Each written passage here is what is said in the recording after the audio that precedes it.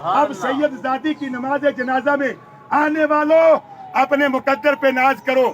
جب میرے نبی نے دعا کی ہوگی زمین نے بھی آمین کہی ہوگی, آسمان نے بھی آمین کہی ہوگی, چرند اور پرند نے بھی آمین کہی ہوگی. کائنات کا ذرہ ذرہ پلٹ سکتا ہے, زمین پھٹ سکتی ہے, آسمان رخ بدل سکتا ہے, لیکن میرے نبی کا نکلا ہوا کوئی جملہ کبھی قضا نہیں ہو سکتا. بے شک. اور سنو آگے, میرے نبی نے فرمایا یا اللہ یہ میری اہل بیت ہے, میں ان سے محبت کرتا ہوں, تو بھی ان سے محبت فرما. اور آگے جملہ سنو, میرے نبی نے فرمایا یا اللہ جو ان سے محبت کرے مولا ان کے ساتھ ان کا حشر فرمانا. سبحان اللہ. کسی جماعت کے ساتھ ان کا حشر فرمانا. اور آگے بڑھو, محشر کا میدان ہوگا, نفس و نفسی کا عالم ہوگا.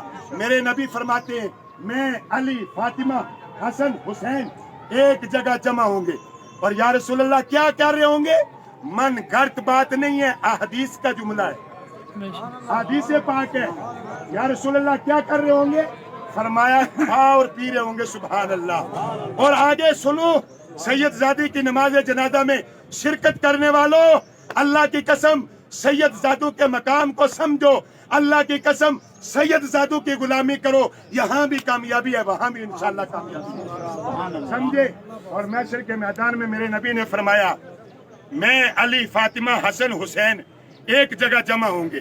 اور جمع ہو کر کیا کر رہے ہوں گے؟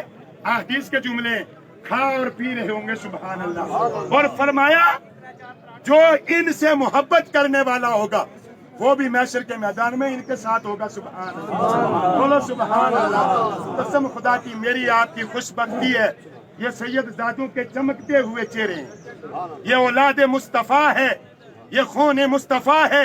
اور ان سے ہم اس لیے محبت نہیں کرتے کہ ان کا نام سید ہے, ہم اس لیے محبت کرتے ہیں سید زادے ہیں لیکن رگوں کے اندر خون مصطفیٰ دوڑ رہا ہے, رگوں کے اندر خون مصطفیٰ دوڑ رہا ہے.